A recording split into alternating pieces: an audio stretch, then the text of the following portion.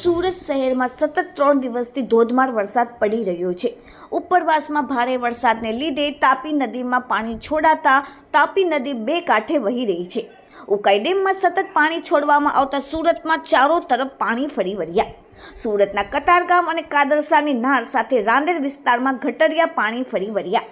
વેડ road, Katargam અને પંડોરમાં પાણી ભરાવાનું શરૂઆત થઈ ચૂકી છે. ઉપરવાસમાં ભારે વરસાદને કારણે તાપી નદીમાં 2.5 લાખ ક્યુસેક પાણી છોડવામાં આવ્યું છે.